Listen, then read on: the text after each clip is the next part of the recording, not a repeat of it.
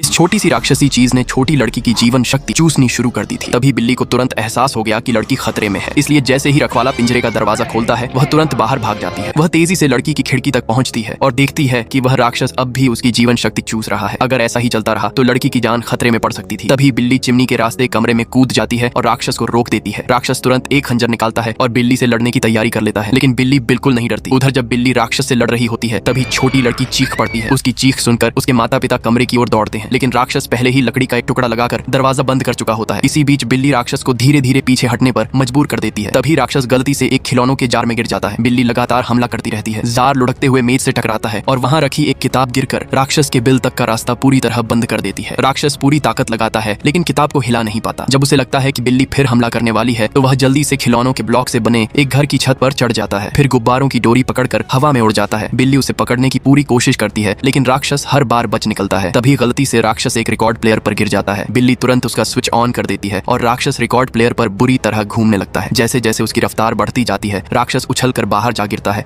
और सीधे एक इलेक्ट्रिक पंखे में जा फंसता है। उसी समय लड़की के माता पिता दरवाजा तोड़कर कमरे में घुस आते हैं। वे देखते हैं कि छोटी लड़की एक आवारा बिल्ली को गोद में लिए हुए है। माँ तुरंत कहती है कि बिल्ली को बाहर फेंक दो, लेकिन लड़की कहती है कि इसी बिल्ली ने उसकी जान बचाई है। फिर वह उन्हें अभी अभी हुई पूरी घटना बता देती है। इसके बाद उसके पिता इलेक्ट्रिक पंखे की जांच करते हैं। सचमुच उन्हें वहां खून से सना हुआ राक्षस और एक छोटा सा खंजर दिखाई देता है। फिर छोटी लड़की अपने माता पिता को राक्षस का बिल भी दिखाती है। इस बार उसके माता पिता को उसकी बात पर पूरी तरह यकीन हो जाता है और क्योंकि बिल्ली ने उनकी बेटी की जान बचाई थी वे उसे उस बिल्ली को अपनाने की अनुमति दे देते हैं। उस दिन के बाद से वह बिल्ली हमेशा छोटी लड़की के साथ रहती है और हर खतरे से उसकी रक्षा करती है।